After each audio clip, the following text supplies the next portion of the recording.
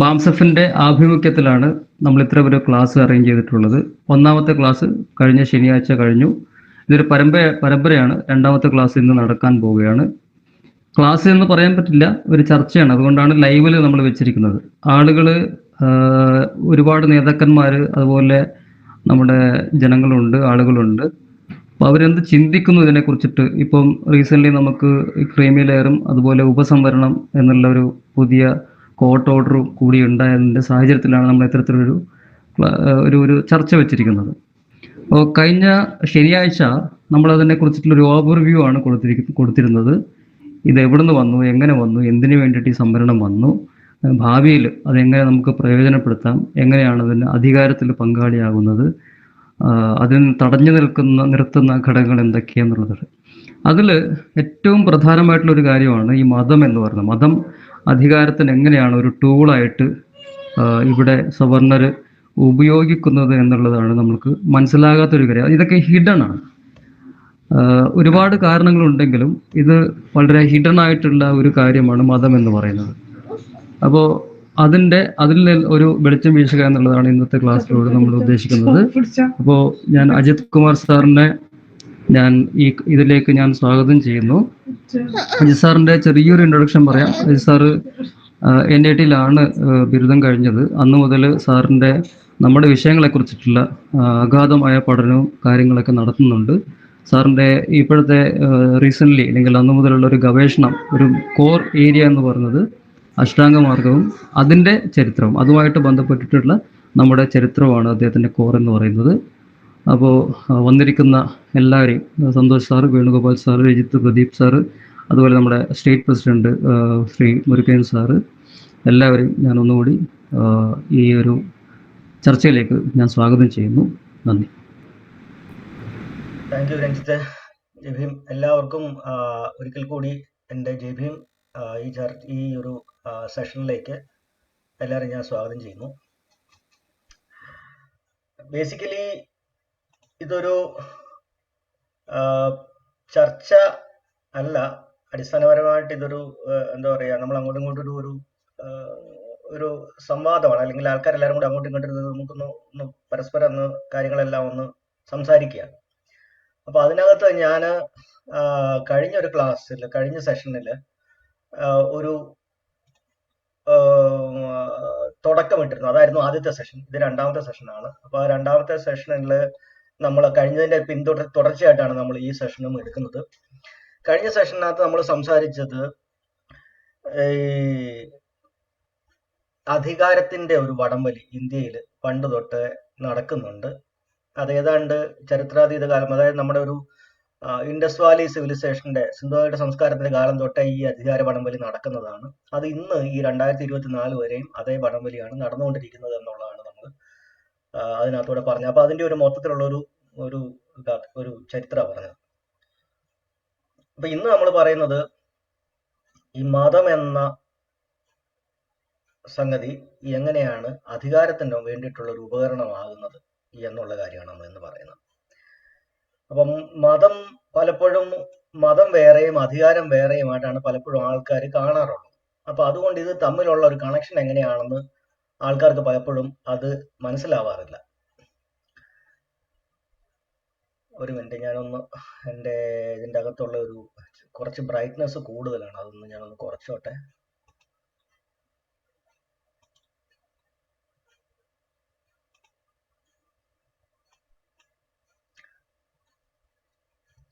Okay.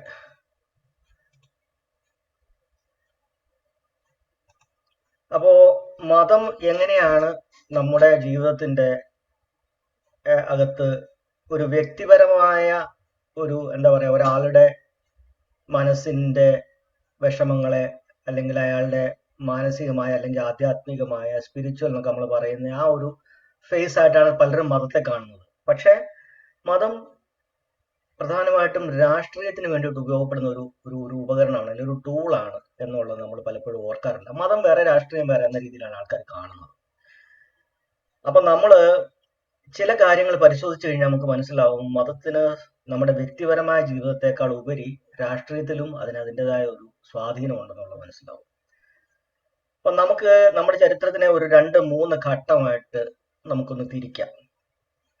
ആദ്യത്തെ ഘട്ടം എന്ന് പറയുന്നത് ഒരു കൂട്ടർ അധിനിവേശം നടത്തുമ്പോൾ അക്കാലത്ത് ഇവിടെയുള്ള തദ്ദേശീയരും അധിനിവേശം നടത്തുന്നവരും തമ്മിലുള്ള ഒരു എന്താ പറയുക, അവർ തമ്മിലുള്ള ഒരു പോരാട്ടത്തിന്റെ കാലം, അല്ലെങ്കിൽ അവർ തമ്മിലുള്ള ആ കടന്നുവരവിന്റെ കാലം, അധീശത്വം നടത്താൻ വേണ്ടിയിട്ട് പുറത്തുനിന്ന് ആൾക്കാർ വരുന്ന സമയത്തുള്ള കാലം. പിന്നീടുള്ള ഒരു കാലം, രണ്ടാമത്തെ കാലം എന്ന് പറയുന്നത് നമ്മുടെ രാജഭരണകാലം, രാജാവ് ഭരിക്കുന്ന ആ ഒരു സമയത്തെ ഒരു ഭരണകാലം. മൂന്നാമത് ജനാധിപത്യത്തിന്റെ കാലം, അതായത് നമ്മുടെ ആധുനിക കാലം. അപ്പൊ ഈ 3 ഘട്ടങ്ങളിലും മതം എങ്ങനെയാണ് നമ്മളിൽ സ്വാധീനം ചെലുത്തുന്നത് എന്നുള്ളതാണ് നമ്മൾ നോക്കേണ്ടത്. ആദ്യത്തെ കാലത്തെ കാര്യം അത് ഞാൻ കഴിഞ്ഞ പ്രാവശ്യവും ഞാൻ ഏതാണ്ട് സൂചിപ്പിച്ചായിരുന്നു. അതായത് ഒരു വിദേശീയ ആക്രമണകാരികൾ അല്ലെങ്കിൽ അധിനിവേശക്കാർ ഒരു രാജ്യത്തേക്ക് കടന്നു ചെല്ലുമ്പോൾ അവർ 2 കാര്യങ്ങളുമായിട്ടാണ് അവർ പോകുന്നത്. ഒന്ന്, ആയുധമായിട്ട് പോകും. രണ്ടാമത്, അവരവരുടെ ഒരു സംസ്കാരം അല്ലെങ്കിൽ മതവുമായിട്ട് അവർ പോകും. ഇത് രണ്ടും കൂടിയാണ് പലപ്പോഴും ലോകത്തെ എവിടെയും അധിനിവേശക്കാര് പോയിട്ടുള്ളത്. ഇപ്പൊ ഉദാഹരണം പറഞ്ഞാൽ ആഫ്രിക്കയില് വെള്ളക്കാർ കടന്നു ചെല്ലുമ്പോൾ അവരുടെ വെടിക്കോപ്പുകളും ആയുധങ്ങളും കൊണ്ടുപോകുന്നുണ്ട്, കൂടാതെ അവരുടെ മതവും കൂടെ കൊണ്ടുപോകുന്നുണ്ട്. അപ്പോ നമ്മൾ വിചാരിക്കുന്നത് സാധാരണഗതിയിൽ ഈ മതം കൊണ്ടുവരുമ്പോൾ അവിടെയുള്ള ആൾക്കാരെ മാനസികമായിട്ട് ഉയർത്തി അവരെ എന്താ പറയുക, ഒരു വെളിച്ചത്തിലേക്ക് കൊണ്ടുവരാനൊക്കെയുള്ള ഒരു മിഷണറി പ്രവർത്തനത്തിന്റെ ഭാഗം മാത്രമായിട്ടാണ് നമ്മൾ ഇതിനെ കാണുന്നത്. പക്ഷെ അങ്ങനല്ല അതിന്റെ പർപ്പസ്. അതിന്റെ പർപ്പസ് എന്തെന്ന് പറഞ്ഞാൽ, നമ്മൾ ആയുധവുമായിട്ട് ഒരു കൂട്ടരെ കീഴടക്കാൻ പോകുമ്പോൾ അവരെ നമുക്ക് ഫിസിക്കലായിട്ട്, ഭൗതികമായിട്ട് മാത്രം, അവരുടെ ശരീരത്തിനെ മാത്രമേ നമുക്ക് കീഴ്പ്പെടുത്താൻ പറ്റത്തുള്ളൂ. ഈ ശരീരത്തിനെ മാത്രം കീഴ്പ്പെടുത്തുമ്പോൾ ഒരിക്കലും അവരുടെ മനസ്സ് കീഴടങ്ങുന്നില്ല. ഇപ്പൊ നമ്മൾ ചങ്ങലക്കിട്ടു, ആഫ്രിക്കയിലുള്ള കറുത്തവർഗക്കാരെ ചങ്ങലക്കിട്ടു, കൈയും കാലും കൂട്ടിക്കെട്ടിയാലും അവരുടെ മനസ്സിൽ അമർഷവും ദേഷ്യവും പ്രതികാരം ചെയ്യാനുള്ള ഒരു ദേഷ്യവും ഉണ്ടാവും. അപ്പൊ അതുകൊണ്ട് തന്നെ മാനസികമായ ഒരു കീഴടക്കൽ അവിടെ സംഭവിക്കുന്നില്ല, മനസ്സുകൊണ്ട് അവരെ കീഴടക്കുന്നില്ല. കാര്യം ഏതൊരു മനുഷ്യനെ ചലിപ്പിക്കുന്നത് അവന്റെ മനസ്സാണ്. അപ്പൊ മനസ്സിനെ കീഴടക്കിയില്ലെങ്കിൽ പൂർണ്ണമായ ഒരു കീഴടക്കൽ ഉണ്ടാകുന്നില്ല. അതുകൊണ്ടാണ് സാധാരണഗതിയിൽ ഈ പുറത്തുനിന്ന് ആക്രമണകാരികൾ അല്ലെങ്കിൽ അധിനിവേശക്കാർ ചെല്ലുമ്പം അവരുടെ മതവും കൂടെ കൊണ്ടുപോകും. അതിന്റെ പർപ്പസ് എന്താന്ന് പറഞ്ഞാൽ, ഈ മതത്തിന്റെ കൺട്രോള്, അതിന്റെ നേതൃത്വം അധിനിവേശക്കാരുടെ കയ്യിലായിരിക്കും. അപ്പോൾ അതിന്റെ താഴെ മറ്റുള്ള ആൾക്കാരെ കൂടെ അതിന്റെ കീഴിൽ ഒതുക്കി അതിനകത്ത് വിശ്വസിപ്പിച്ച് അതിനകത്ത് അണിനിരത്തുമ്പോൾ ഈ മാനസികമായ ഒരു എതിർപ്പ് ഇല്ലാതാവും. അവര് സ്വമേധയാ ഈ മതത്തിന്റെ നേതൃത്വത്തെ, അതായത് അധിനിവേശക്കാരെ അവർ അംഗീകരിച്ചു കൊടുക്കും മനസ്സുകൊണ്ട്. അതാണ് അതിന്റെ പുറകെയുള്ള സൈക്കോളജി. അപ്പോ ഈ യുദ്ധക്കോപ്പുകൾ, വെടിക്കോപ്പുകള്, ഗണ്ണ് അല്ലെങ്കിൽ അങ്ങനത്തെ കാര്യങ്ങളായിട്ട് കൊണ്ടുപോകുമ്പോൾ തന്നെ ഇതും കൂടെ കൊണ്ടുപോകുന്നതിന്റെ കാര്യം എന്നാന്ന് പറഞ്ഞാൽ, മാനസികമായിട്ടുള്ള ഒരു കീഴ്പ്പെടുത്തൽ കൊണ്ട് മാത്രമേ പരിപൂർണമായ കീഴ്പ്പെടുത്തൽ സാധ്യമാവൂ. അപ്പൊ ഇവിടെ ഇന്ത്യയിൽ വരുമ്പോ നമ്മൾ പറയുന്ന യുറേഷ്യൻസ്, അല്ലെങ്കിൽ നമ്മൾ ഇന്ന് പറയുന്ന സവർണര്, വിദേശത്തുനിന്ന് വന്ന യുറേഷ്യൻസ്, അവരിവിടെ കൊണ്ടുവരുന്നത് അവരുടെ ഒരു മതമാണ്, റിലീജിയനാണ്. അപ്പൊ നമുക്കിവിടെ തദ്ദേശീയമായ ഒത്തിരിയേറെ ദർശനങ്ങൾ വേറെ ഉണ്ട് അക്കാലത്ത്. അതിനേക്കാൾ അവർ കൊണ്ടുവരുന്നതിനേക്കാളും വളരെയേറെ സുപ്പീരിയർ ആയിട്ടുള്ള ദർശനങ്ങൾ നമുക്കിവിടെ ഈ നമ്മുടെ മണ്ണിൽ നമ്മൾ ഡെവലപ്പ് ചെയ്തെടുത്തിട്ടുണ്ട്. അപ്പൊ ഇതൊന്ന് ശരിക്കും പറഞ്ഞാൽ, ഇപ്പം ആഫ്രിക്കയില് വെള്ളക്കാർ പോയപ്പോഴാണെങ്കിലും അവിടുത്തെ ആഫ്രിക്കയിലുള്ള ആൾക്കാർക്ക് അവരുടേതായിട്ടുള്ള റിലീജിയൻ അവരുടെ ഉണ്ട്, അവരുടെ മതമുണ്ട്, അവരുടെ സംസ്കാരമുണ്ട്, എല്ലാം ഉണ്ട്. അല്ലാതെ അവരാരും അങ്ങനെ എന്താ പറയുക, ഒരിക്കലും ഈ മതമോ അല്ലെങ്കിൽ സ്പിരിച്വാലിറ്റിയോ ആധ്യാത്മികമായ ചിന്തകളോ ഇല്ലാതിരുന്ന ആൾക്കാരൊന്നും അല്ല.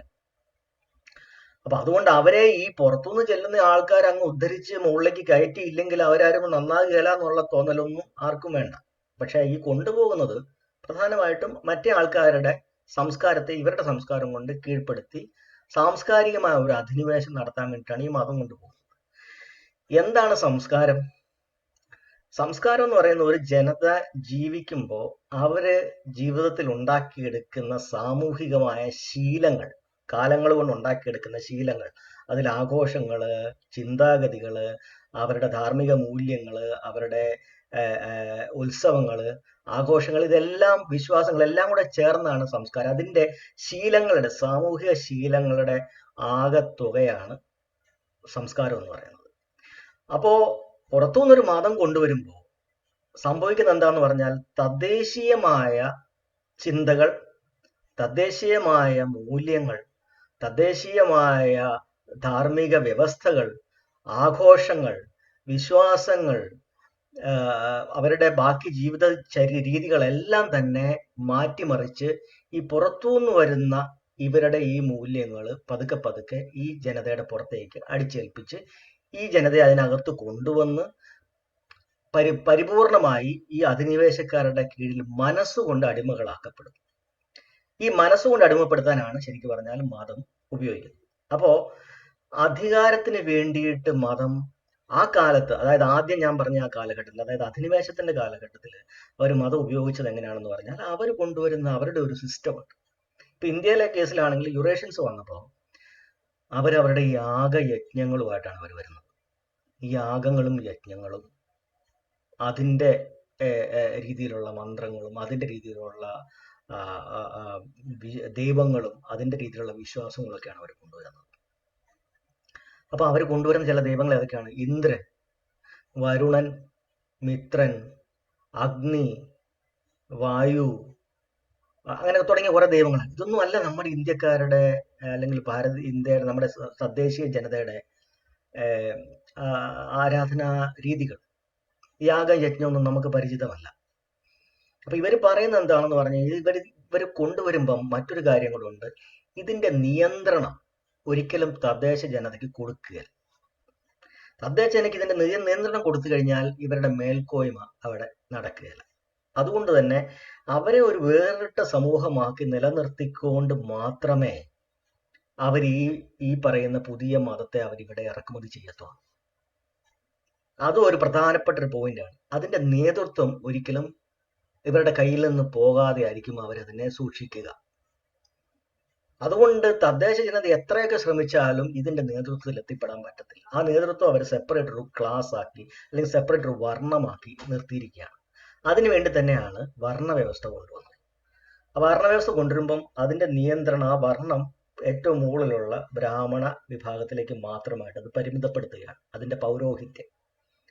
അതുപോലെ തന്നെ അവരുടെ ആ വർണ്ണം എന്ന് പറയുന്നതിനകത്ത് തന്നെ ഒരു നിറം, അല്ലാതെ സ്കിൻ കളർ, തൊലിയുടെ നിറത്തിലുള്ള വ്യത്യാസം, അത് തന്നെയാണ് പ്രധാനമായിട്ടും അവിടുത്തെ പ്രധാനപ്പെട്ട എന്താ പറയുക ക്രൈറ്റീരിയ.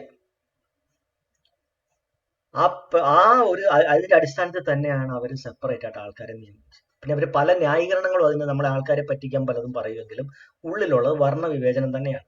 അപ്പൊ അതുകൊണ്ട് തന്നെ തദ്ദേശീയരുമായിട്ട് അവർക്ക് ഒരിക്കലും ലയിക്കാൻ താല്പര്യമില്ലായിരുന്നു, അവരുമായിട്ട് കൂടിച്ചേരാൻ താല്പര്യമില്ലായിരുന്നു, അവരുമായിട്ട് വിവാഹ ബന്ധങ്ങളിൽ ഏർപ്പെടാൻ താല്പര്യമില്ലായിരുന്നു. ഇന്നും ആ താല്പര്യമില്ല. പക്ഷേ അറ്റ് ദ സെയിം ടൈം, അതേസമയം ഈ ആൾക്കാരെ എല്ലാവരെയും അടിമപ്പെടുത്തി നിർത്തുകയും വേണം. പൂർണ്ണമായ ഈ നാടിന്റെ അധികാരം അവരുടെ കയ്യിലേക്ക് കൊണ്ടുവരികയും വേണം. അപ്പൊ അതിനു വേണ്ടിയിട്ടാണ് അവർ ആ മതം എന്ന് പറയുന്ന സാധനത്തിനെ അവരിവിടെ, അത് മതമല്ല, ആ ഒരു തത്വശാസ്ത്രത്തെ അവരിവിടെ കൊണ്ടുവരുന്നത്. മതം എന്ന് പറയുമ്പോൾ അതിന്റെ അർത്ഥം വേറെയാണ്. ശരിയായ അർത്ഥത്തിൽ മതം എന്ന് പറയുന്നത് ബാബാ സാഹിബിന്റെ ഒരു നിർവചനം അനുസരിച്ചാണെങ്കിൽ ഏതൊരു ഫിലോസഫിയാണോ മനുഷ്യനെ സമത്വം, സ്വാതന്ത്ര്യം, സാഹോദര്യം എന്നീ മൂല്യങ്ങൾ പ്രദാനം ചെയ്യുന്നത്, അത്തരം ഒരു ഫിലോസഫിയെ മാത്രമേ ഞാൻ മതം എന്ന് വിളിക്കുകയുള്ളൂ. അതായത് മനുഷ്യനെ തിന്മയിൽ നിന്ന് നന്മയിലേക്ക് കൊണ്ടുവരാൻ, അവന്റെ മനസ്സുകളെ സംസ്കരിച്ചെടുക്കാൻ, അവനിൽ കൂടുതൽ എന്താ പറയുക ആത്മവിശ്വാസം കൊടുക്കാൻ, അവന് ജീവിതത്തെ നേരിടാനുള്ള അതിനുള്ള ഊർജം കൊടുക്കാൻ, അതുപോലെ ആ സമൂഹത്തിൽ പൂർണ്ണമായ ഒരു ധാർമ്മികത, പരസ്പരം മനുഷ്യൻ അങ്ങോട്ടും ഇങ്ങോട്ടും എങ്ങനെ സഹവസിക്കണം, എങ്ങനെ പെരുമാറണം, ഇത്തരം മൂല്യങ്ങളൊക്കെ കൊടുക്കുന്ന ഒരു കാര്യത്തിനെയാണ് നമ്മൾ സാധാരണ മതം എന്ന് വിളിക്കുന്നത്. അപ്പോ നമ്മൾ ഇന്ന് ഹിന്ദു മതം എന്ന് വിളിക്കുന്ന അല്ലെങ്കിൽ ബ്രാഹ്മണ മതം എന്ന് വിളിക്കുന്ന ഈ ഒരു സംഗതിക്ക് ഈ പറയുന്ന യാതൊരു ക്വാളിറ്റീസും ഇല്ല. സമത്വം കൊടുക്കുന്നില്ല, സ്വാതന്ത്ര്യം കൊടുക്കുന്നില്ല, സാഹോദര്യം കൊടുക്കുന്നില്ല, ധാർമ്മിക മൂല്യങ്ങൾ കൊടുക്കുന്നില്ല, മനുഷ്യർക്ക് എല്ലാവർക്കും ഒരുപോലെ കോൺഫിഡൻസ് കൊടുക്കുന്നില്ല, ആത്മവിശ്വാസം കൊടുക്കുന്നില്ല, അവർക്ക് മുന്നേറാനുള്ള ഊർജം കൊടുക്കുന്നില്ല, അവന്റെ കഴിവുകളെ വികസിപ്പിക്കാനുള്ള സാഹചര്യങ്ങൾ കൊടുക്കുന്നില്ല, ഇതൊന്നും കൊടുക്കുന്നില്ല. അപ്പൊ ഇത് കൊണ്ടുവന്നതിന്റെ പർപ്പസ് എന്ന് പറഞ്ഞു കഴിഞ്ഞാല് ഇവിടുത്തെ ആൾക്കാരെ അടിമപ്പെടുത്തി അവരെ ഇവരുടെ ചൊൽപ്പടിക്ക് നിർത്തുക, ഇവരുടെ ധാർമ്മിക അല്ലെങ്കിൽ ഇവരുടെ ആത്മീയ മൂല്യങ്ങൾ കീഴിൽ ഒതുക്കി നിർത്തുക എന്നുള്ളത് മാത്രമായിരുന്നു. ഇനി ഇതിന്റെ അകത്ത് എന്തുകൊണ്ടാണ് ഈ മതം എന്ന് പറയുന്നത് അല്ലെങ്കിൽ ഈ വിശ്വാസം എന്ന് പറയുന്ന സാധനത്തിൽ ഇത്രയും സ്വാധീനം ഉണ്ടാവുന്നത് എന്തുകൊണ്ടാണ്? അത് നമ്മൾ ചിന്തിക്കേണ്ട ഒരു കാര്യമാണ്. എന്തുകൊണ്ടാണ് ഇങ്ങനൊരു സാധനത്തിന് ഇത്രയും പ്രാധാന്യം വരുന്നത്? കാര്യം മനുഷ്യൻ എന്ന് പറയുന്ന ജീവിക്ക് മനസ്സെന്ന് പറയുന്ന ഒരു സംഗതിയുണ്ട്. മനസ്സെന്ന് പറയുന്ന ഒരു സംഗതി ഉണ്ടെങ്കിൽ അതിനകത്ത് ചിന്തകളുണ്ട്. മനസ്സും ചിന്തകളും ഉണ്ടെങ്കിൽ വിഷമങ്ങള്, അസ്വസ്ഥതകള്, ദുഃഖങ്ങള്, സഫറിങ്, ഇതെല്ലാം അവനുണ്ടാവും. സ്ട്രെസ്, ടെൻഷന്, ആധി, ഉത്കണ്ഠ തുടങ്ങിയ എല്ലാ കാര്യങ്ങളും ഉണ്ടാവും. ഒരു മനുഷ്യനെ സംബന്ധിച്ചിടത്തോളം അവൻ ജീവിക്കുന്നത് തന്നെ സന്തോഷത്തിനും സമാധാനത്തിനും വേണ്ടിയാണ് ജീവിക്കുന്നത്. അവൻ ചെയ്യുന്ന എല്ലാ കാര്യങ്ങളും ഒന്നുകിൽ സന്തോഷം അല്ലെങ്കിൽ സമാധാനം എന്നീ രണ്ട് കാര്യത്തിന് വേണ്ടിയാണ് അവൻ ചെയ്യുന്നത്. നമ്മൾ തുടക്കം തൊട്ട് മരിക്കുന്നിടം വരെയുള്ള എല്ലാ കാര്യങ്ങളും നമ്മൾ ശ്രദ്ധിച്ചാൽ നമുക്ക് മനസ്സിലാവും, നമ്മൾ ഈ ചെയ്യുന്നതെല്ലാം ഒരു രീതിയിൽ അല്ലെങ്കിൽ മറ്റൊരു രീതിയിൽ സന്തോഷത്തിനും സമാധാനത്തിനും വേണ്ടി തന്നെയാണ്. അല്ലാതെ ആരും ടെൻഷൻ വരാനോ സ്ട്രെസ് വരാനോ ഉത്കണ്ഠ വരാനോ ആങ്സൈറ്റി വരാനോ ഡിപ്രഷൻ വരാനോ വേണ്ടിയിട്ടൊരു കാര്യം ചെയ്യുന്നില്ല. അപ്പൊ എല്ലാവർക്കും വേണ്ടുന്നത് സന്തോഷം സമാധാനമാണ്. അപ്പൊ മനസ്സുള്ളത് കൊണ്ട് തന്നെ ഈ മനസ്സിന്റെ സന്തോഷത്തിനും സമാധാനത്തിനുമാണ് ഏറ്റവും കൂടുതൽ പ്രാധാന്യം മനുഷ്യൻ കൊടുക്കുന്നത്. പണം ഉണ്ടാക്കുന്നത് പോലും അതിനു വേണ്ടിയാണ്. അപ്പൊ അങ്ങനെ നമ്മൾ അതിന് പ്രാധാന്യം കൊടുക്കുമ്പോൾ സാധാരണഗതിയിൽ അത് എന്തുകൊണ്ടാണ് മനസ്സിന് അസ്വസ്ഥത അല്ലെങ്കിൽ ഉത്കണ്ഠ അല്ലെങ്കിൽ ടെൻഷൻ, സ്ട്രെസ്, മനസ്സിന്റെ അസ്വസ്ഥതകൾ ഉണ്ടാവുന്നതെന്ന് പഠിക്കാത്ത ഒരു വ്യക്തിക്ക്, അതിന്റെ കാരണം മനസ്സിലാക്കാത്ത ഒരു വ്യക്തിക്ക് എളുപ്പമാർഗം എന്ന് പറയുന്നത് ഏതെങ്കിലും ഒരു ദൈവത്തെ വിളിച്ച് അവന്റെ ശ്രദ്ധയെ മാറ്റുക, അവന്റെ അറ്റൻഷനെ മാറ്റുക, കുറച്ചു നേരം മറ്റൊരു ചിന്തയിലേക്ക്, ദൈവിക ചിന്തയിലേക്ക് അവന്റെ മനസ്സിനെ ഡൈവേർട്ട് ചെയ്യുക എന്ന് പറയുന്ന ഒരു പരിപാടി മാത്രമാണ് എളുപ്പവഴി. പക്ഷെ അത് പൂർണ്ണമായ ഒരു പരിഹാരമല്ല, അത് ഒരുതരം എസ്കേപ്പിംഗ് ആണ്. അതായത് നമുക്കൊരു അസുഖം ഉണ്ടെങ്കിലും അസുഖത്തെ ട്രീറ്റ് ചെയ്യാതെ തൽക്കാലം അസുഖത്തെ മറന്ന് നമ്മൾ പാട്ട് കേൾക്കുന്ന പോലെയുള്ള ഒരു കാര്യം മാത്രമാണ്. പക്ഷെ ശരിയായ മെത്തേഡ് എന്ന് പറയുന്നത് അസ്വസ്ഥത എന്താണെന്ന് മനസ്സിലാക്കി, അതിന്റെ കാര്യം എന്താണെന്ന് മനസ്സിലാക്കി, അതിനെ ഒബ്സർവ് ചെയ്ത് അതിനെ പഠിച്ച് ആ കാരണത്തെ പരിഹരിക്കുക എന്ന് പറയുന്നതാണ് യഥാർത്ഥത്തിലുള്ള സൊല്യൂഷൻ. അത് പഠിപ്പിക്കുന്ന ഒരേ ഒരു മതം മാത്രമേ ഉള്ളൂ, അല്ലെങ്കിൽ അത് അങ്ങനത്തെ ഒരു ഫിലോസഫി ലോകത്തുള്ളൂ, അത് ബുദ്ധന്റെ ധമ്മമാണ്. അത് പഠിക്കാത്ത അല്ലെങ്കിൽ അഷ്ടാംഗമാർഗം, ആ അഷ്ടാംഗമാർഗം പഠിക്കാത്ത ഏതൊരു വ്യക്തിക്കും പിന്നെ ഉള്ള ഒരേ ഒരു ഓപ്ഷൻ എന്ന് പറയുന്നത് ഏതെങ്കിലും ഒരു ദൈവത്തിന്റെ വിശ്വാസത്തിലേക്ക് പോവുക എന്ന് പറയുന്ന എളുപ്പമാർഗത്തിലുള്ള ഒരു എസ്കേപ്പിംഗ് അല്ലെങ്കിൽ അറ്റൻഷൻ ഡൈവേർട്ട് ചെയ്യുന്ന ഒരു പരിപാടി മാത്രമേ ഉള്ളൂ പിന്നെ നമുക്ക് അവലംബിക്കാൻ പറ്റുന്നത്. അങ്ങനെയുള്ള മതങ്ങളാണ് ബാക്കിയുള്ളതെല്ലാം. അതായത് അത് ക്രിസ്ത്യാനിറ്റി ആയാലും ഇസ്ലാം ആയാലും മറ്റേത് മതമായാലും യഹൂദ മതമായാലും ഒക്കെ ഈ പറയുന്ന ഏതെങ്കിലും ഒരു ദൈവത്തെ കാണുന്നു, ആ ദൈവത്തെ പറ്റി ഒരു സങ്കല്പം ഉണ്ടാക്കുന്നു, ആ സങ്കല്പത്തിന് വേണ്ടി കുറച്ച് അവർക്ക് കുറെ ഗ്രന്ഥങ്ങൾ ഉണ്ടാക്കുന്നു, വിശുദ്ധ ഗ്രന്ഥങ്ങൾ ഉണ്ടാക്കുന്നു, ആ ഗ്രന്ഥങ്ങൾക്ക് അത് ദൈവങ്ങൾ പറഞ്ഞിട്ടുണ്ടെന്ന് പറഞ്ഞ് വിശ്വസിക്കുന്നു, പിന്നെ അതിൻ്റെ കുറെ സ്വർഗം നരകം ഇങ്ങനെ കുറെ സങ്കല്പങ്ങളും ഉണ്ടാക്കി ആ പേരിൽ എന്തെങ്കിലും വിഷം വരുമ്പോൾ ഒരു ദൈവത്തെ വിളിക്കുന്നു, അന്നേരം കുറച്ചു നേരത്തേക്ക് വേറൊരു ചിന്തയിലേക്ക് പോകുന്നത് കൊണ്ട് മറ്റേ പ്രശ്നം നമ്മൾ തൽക്കാലം മറക്കുന്നു. പിന്നെ എങ്ങനെയെങ്കിലുമൊക്കെ പ്രശ്നങ്ങൾ ജീവിതത്തിന്റെ ഓരോ ദിവസങ്ങൾ കൊണ്ട് അത് സോൾവ് ആയി പോകുന്നു. അത് അപ്പൊ വിചാരിക്കുന്ന ദൈവം മാറ്റി തന്നു എന്ന് വിചാരിക്കും. ഇതാണ് നമ്മൾ നടക്കുന്ന സാധാരണ. അതുപോലുള്ള ഒരു ഇടമാണ് ഈ പറയുന്ന ഹിന്ദു ദൈവങ്ങളുടെ ഇടം. ബ്രാഹ്മണന് ഇതുപോലെ കുറെ ദൈവങ്ങളെ നമ്മുടെ മുമ്പിലേക്ക് തന്നിട്ടുണ്ട്. ഇഷ്ടമുള്ളവർക്ക് ഇഷ്ടമുള്ള ദൈവത്തെ അവർ കൊടുത്തിട്ടുണ്ട്. ആർക്ക് ഏത് ദൈവം വേണം എടുക്കാം. നിങ്ങൾക്ക് നിങ്ങളുടെ ലോക്കലായിട്ടുള്ള ഏതെങ്കിലും ഒരു ദൈവത്തെ നിങ്ങൾക്ക് ഉണ്ടാക്കിയെടുക്കണമെങ്കിൽ നിങ്ങൾക്ക് അതിനെ ദൈവമാക്കി എടുക്കാം. അല്ലെങ്കിൽ നിങ്ങളുടെ മരിച്ചുപോയ ഏതൊരു കാരണവന്മാരെ അല്ലെങ്കിൽ പൂർവികരെ നിങ്ങൾക്ക് വേണമെങ്കിൽ ദൈവമാക്കാം. അവർക്കിതൊന്നും തരാൻ ഒരു പ്രശ്നവുമില്ല. നിങ്ങൾ ഇതിന്റെ ഈ ബ്രാഹ്മണികമായ പൗരോഹിത്യത്തിന്റെ കീഴിൽ എങ്ങനെയും ഒതുങ്ങി നിൽക്കണം, എത്ര മാത്രമേ അവർക്ക് ആഗ്രഹമുള്ളൂ. നിങ്ങൾ ഇനിയിപ്പം എന്ത് പുഴുവിനെയോ പഴുതാരയോ എലിയെയോ ഈ ചൊട്ടനുറുമ്പിനെയോ അല്ലെങ്കിൽ തേളിനെയോ അല്ലെങ്കിൽ ചെതലിനെയോ എന്ത് സാധനത്തിന് വേണം നിങ്ങൾ ആരാധിച്ചോ അവർക്കൊരു വിഷമമില്ല. കൊറോണയുടെ അസുഖം വന്നപ്പോൾ കൊറോണയ്ക്ക് വേണ്ടിയിട്ട് പോലും അവർ തുറന്നു കൊടുത്തു. എട്ടുകാലി ആരാധിക്കുന്ന ഇതുണ്ട്, സ്ഥലങ്ങളുണ്ട്. ഇങ്ങനെ അതൊന്നും അവർക്ക് വിഷയമല്ല. നിങ്ങൾ നന്നാവുകയോ നന്നാകാതിരിക്കുകയോ, നിങ്ങളുടെ മനസ്സുകൾ സംസ്കരിക്കപ്പെടുകയോ, നിങ്ങളുടെ നിലവാരം ഉയരുകയോ, നിങ്ങൾക്ക് കോൺഫിഡൻസ് ഉണ്ടാവും, ഇതൊന്നും അവർക്ക് കൺസേൺ, അവർക്ക് അങ്ങനത്തെ യാതൊരു നിർബന്ധവും ഇല്ല. നിങ്ങൾ എങ്ങനെയായാലും ഇതിനകത്ത് നിൽക്കുക, അവിടെയൊക്കെ പറ്റുമെങ്കിൽ ഒരു ബ്രാഹ്മണനെ പൂജാരിയാക്കുക, അവിടെ പൈസ കൊടുക്കുക, നിങ്ങൾ ഇതിനകത്ത് ഒതുങ്ങി നിൽക്കുക, അത്ര മാത്രമേ അവർക്ക് ഉദ്ദേശമുള്ളൂ. അപ്പൊ അത് ഏറെക്കുറെ വളരെ വൃത്തിയായിട്ട് അത് ചെയ്തെടുത്തിട്ടുണ്ട്. കാര്യം അവർ ചെയ്തത് എങ്ങനെയാണ് എന്ന് പറഞ്ഞാൽ, അത് ബുദ്ധന്റെ ധമ്മം ഇന്ത്യയിൽ വന്നപ്പോൾ അതിനെ അവർ തകർത്തിട്ടാണ് അവർ ഈ ഒരു സിസ്റ്റം രണ്ടാമത് ഉണ്ടാക്കിയെടുക്കുന്നത്. അതാണ് ഞാൻ രണ്ടാമത്തെ കാലഘട്ടം പറയുന്നത്, അതായത് കാലഘട്ടം. ഇന്ത്യയിൽ രാജഭരണം നടക്കുന്ന കാലഘട്ടത്തിൽ അവർ മതത്തിനെ എങ്ങനെയാണ് ഉപയോഗിച്ചെന്നുള്ളത് നമ്മൾ രണ്ടാമത്തെ കാലഘട്ടം നോക്കാം. അപ്പൊ ആദ്യത്തെ കാലഘട്ടം കഴിഞ്ഞു, അതായത് അധിനിവേശത്തിന്റെ സമയത്ത് അവർ എന്തുകൊണ്ടാണ് അത് കൊണ്ടുവന്നത് മനസ്സിലാക്കി. രണ്ടാമത്തെ കാലഘട്ടത്തിൽ ഇന്ത്യയിൽ ഒരു രീതി അനുസരിച്ച് ഗണതന്ത്രങ്ങളാണ് ഭരിച്ചിരുന്നത്. ഗണതന്ത്രം എന്ന് പറയുന്നത് മനുഷ്യരുടെ കൂട്ടം, ഗണം. ആ ഗണത്തിനകത്തുനിന്ന് തന്നെ ഏതെങ്കിലും നല്ലൊരു കൊള്ളാവുന്ന ഒരു ഫാമിലി അല്ലെങ്കിൽ ഒരാളെ, യോഗ്യനായ പഠിപ്പും വിദ്യാഭ്യാസവുമുള്ള, അന്നത്തെ രീതി അനുസരിച്ച് കാർഷിക രീതികളിൽ പ്രാവീണ്യമുള്ള യോദ്ധാവായിട്ടുള്ള ഒരാളെയാണ് അവർ തിരഞ്ഞെടുക്കുന്നത്. അവരുടെ കൂടെ നിന്ന് തന്നെ, അതാണ് നമ്മുടെ തദ്ദേശീയരുടെ രീതി, ഗണതന്ത്രം. അപ്പോ നമ്മുടെ പഴയ രാജാക്കന്മാരായിട്ടുള്ള ശിശുനാഗന്റെ കാര്യം നോക്കിയാലും, ചന്ദ്രഗുപ്ത മൗര്യന്റെ കാര്യം നോക്കിയാലും, ബുദ്ധന്റെ അച്ഛനായ ശുദ്ധോധനന്റെ കാര്യം നോക്കിയാലും, ഇവരൊക്കെ ആ കാലത്തെ സെയിം നമ്മുടെ കമ്മ്യൂണിറ്റിയിൽ തന്നെ ഉള്ള ഒരു ലീഡറാണ്. ആ ലീഡറെ നമ്മൾ തിരഞ്ഞെടുക്കുകയാണ്.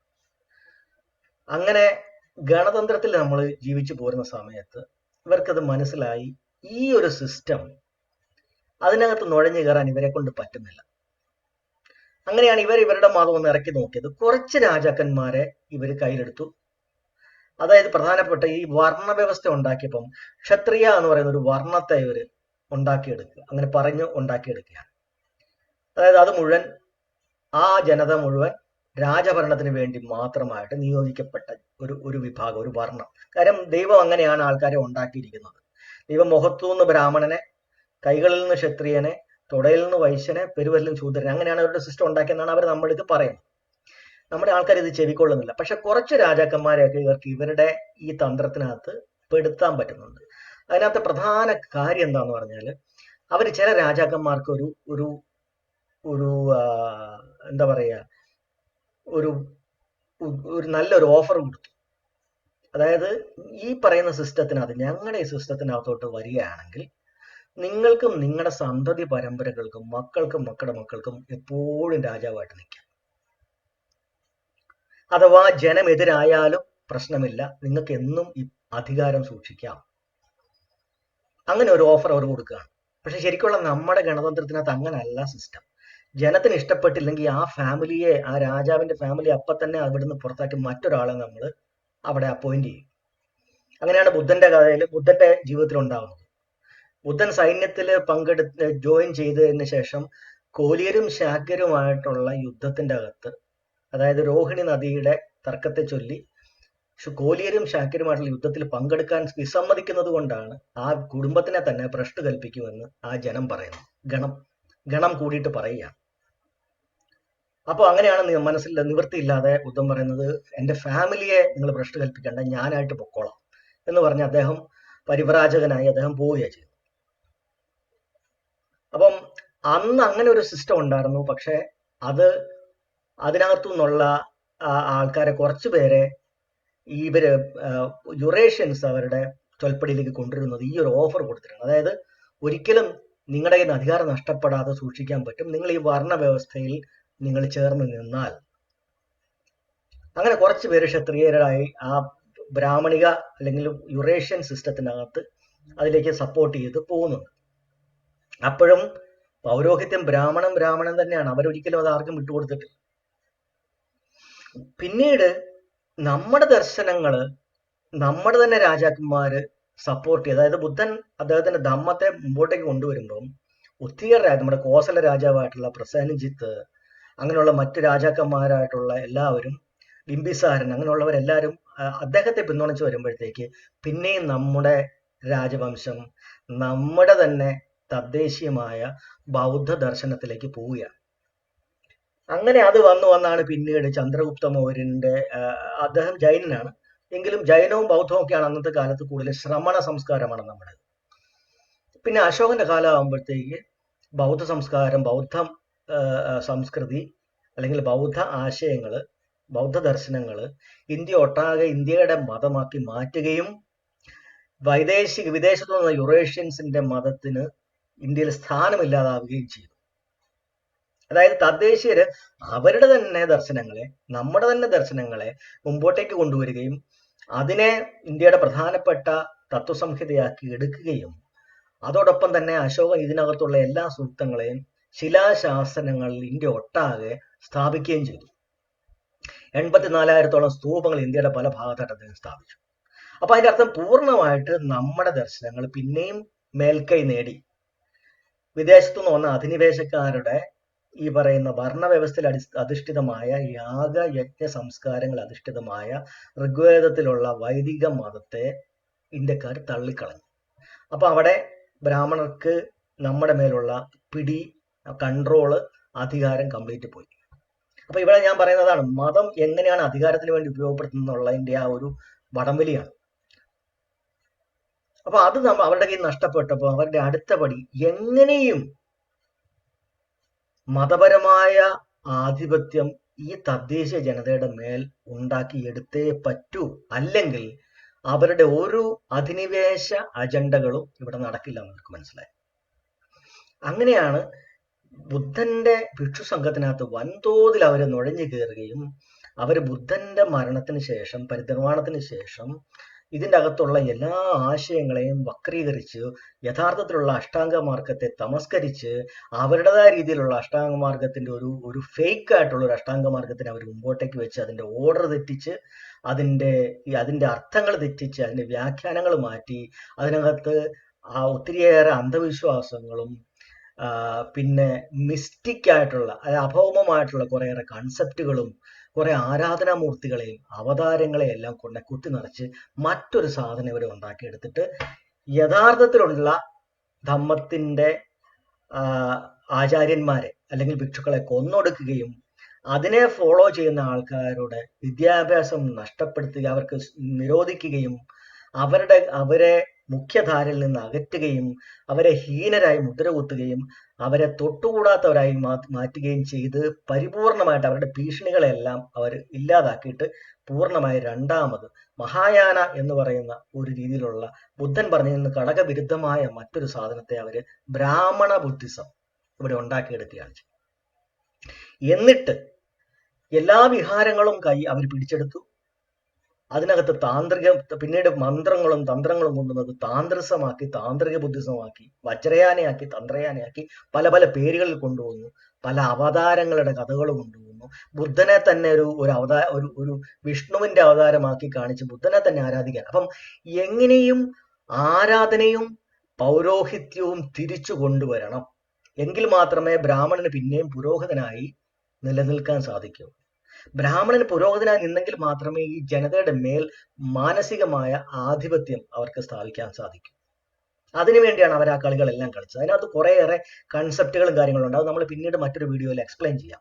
എങ്ങനെയാണ് ബൗദ്ധ ആശയങ്ങളെ അവര് ഡിസ്റ്റോർട്ട് ചെയ്ത്, ട്വിസ്റ്റ് ചെയ്ത്, മാനിപ്പുലേറ്റ് ചെയ്ത്, അതിനെ ചേഞ്ച് ചെയ്ത് അവർ മറ്റൊരു സാധനം ഉണ്ടാക്കിയെടുത്തത്.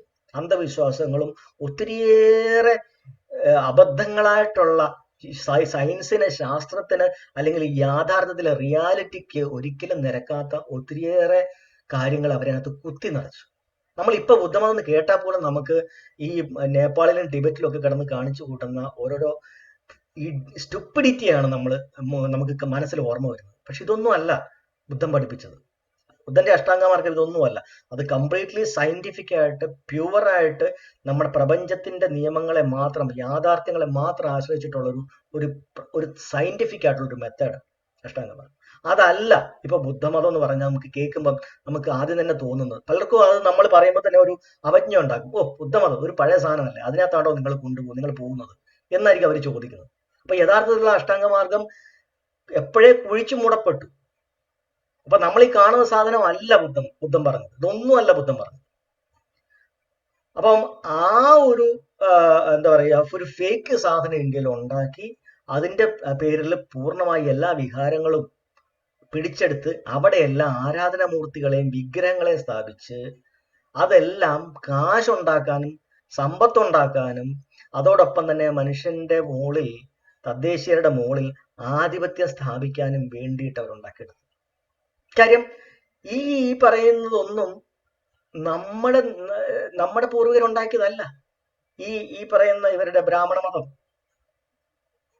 നമ്മുടെ പൂർവികരാണ് അത് ഉണ്ടാക്കുന്നെങ്കിൽ നമ്മൾ ഒരിക്കലും അതിന്റെ താഴത്തെ തട്ടിലേക്ക് ഒതുക്കപ്പെടില്ല. അതിന് നേതൃത്വം എപ്പോഴും നമ്മുടെ തന്നെ ആയിരിക്കും. അത് തന്നെ ഏറ്റവും പ്രധാനപ്പെട്ട ഒരു തെളിവാണ് ഇത് നമ്മുടെ അല്ല എന്നുള്ളത്. തദ്ദേശീയർക്ക് അതിനകത്തുള്ള സ്ഥാനം എവിടെയാണ്? ഏറ്റവും താഴത്തെ തട്ടിലാണ്. നമുക്ക് വേണ്ടി നമ്മുടെ പൂർവികർ ഉണ്ടാക്കുന്ന ഒരു സാധനം ഇങ്ങനെ ആയിരിക്കുമോ നമുക്ക് വേണ്ടി ഉണ്ടാക്കുക? അല്ല. അപ്പൊ ഇപ്പോഴും ഹിന്ദു മതമാണെന്ന് പറഞ്ഞ് വിശ്വസിക്കാതിരിക്കുന്ന ആൾക്കാരെ ഒന്ന് ചിന്തിക്കണം. നമ്മുടെ പൂർവികരുണ്ടാക്കിയ ഒരു സാധനത്തിനകത്ത് നമ്മുടെ സ്ഥാനം ഏറ്റവും താഴെ ആയിരിക്കില്ല. പിന്നെ അതിന്റെ ചരിത്രം പഠിച്ചു വരുമ്പോൾ നമുക്ക് മനസ്സിലാവുന്നത് എങ്ങനെയാണ് താന്ത്രിക ബുദ്ധിസം പിന്നീട് ബ്രിട്ടീഷുകാർ വന്നപ്പോൾ അതിന് ഹിന്ദുമതം എന്നുള്ള പേര് കിട്ടിയെന്നൊക്കെ നമ്മൾ പിന്നീട് പഠിക്കും. താന്ത്രിക ബുദ്ധിസത്തെയാണ് നമ്മൾ ഇന്ന് ഹിന്ദുമതം എന്ന് വിളിക്കുന്നത്. ബ്രിട്ടീഷുകാരാണ് അതിന് ഹിന്ദുസം പേര് കൊടുത്തത്. അതോടൊപ്പം തന്നെ ഇവർ ചെയ്തൊരു കാര്യം എന്ന് പറഞ്ഞാൽ ഒറിജിനൽ ആയിട്ടുള്ള ധമ്മയെ നശിപ്പിച്ചതിന് ശേഷം